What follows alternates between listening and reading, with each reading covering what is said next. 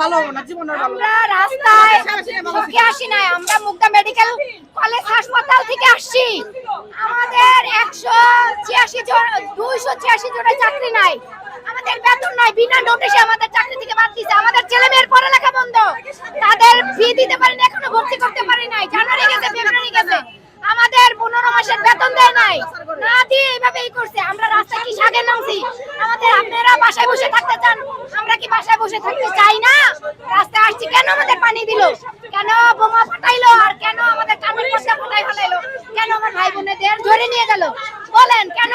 Doctor ইনু sir, আপনি কি এটা ঠিক করলেন? আপনি একটা সরকার থাকতে আপনি এই অনুমতিটা কেন দিলেন? আমরা জনগণ পেটের খিদায় আসছি, এখানে রাজপথে কেন নামছি? শখে না, কেন দিল? কামান ফুটাইলো কেন? এই বিচার চাই সারা বিশ্ববাসী, এই ছেলে মেয়ে এবং সারা আউটসোর্সিংয়ের মানুষ সবাই কালকে আসো, সবাই তোমরা আসো। আমাদের দাবি যদি না মেনে নেয়, আমাদের ছেলে মেয়েকে নিয়ে আসবো, বাবা মাকে নিয়ে আসবো, তখন কি করবে? আমার ছেলে মেয়ে সবাই ছাত্রছাত্রী। আজকে ছাত্রছাত্রীদের যদি সরকার হয়, তাহলে সরকার কেন আমার পাতে লাথি দিল? এই ছাত্রছাত্রীরা কোথায়? তোমরা রাস্তায় নেমে আসো, আমাদের পাশে আসো, অনুরোধ। তোমরাও মায়ের সন্তান, আসো আসো, আমাদের পাশে এসে দাঁড়াও। আমাদের 8.5 লক্ষ মানুষ, 8.5 লক্ষ আউটসোর্সিং এর এই দশা, 8.5 লক্ষ মানুষের কর্ম নাই। কি কাজ করেন আপনারা?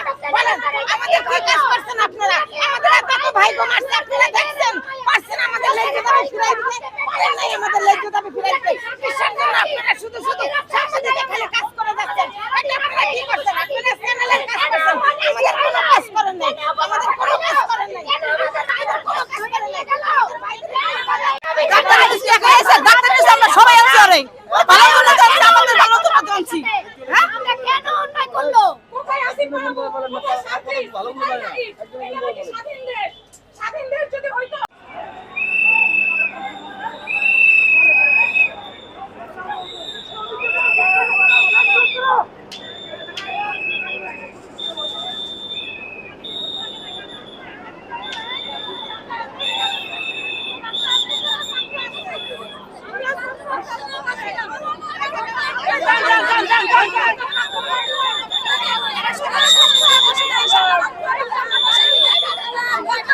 শুধু ছাত্ররা আন্দোলন করে বসাই নাই,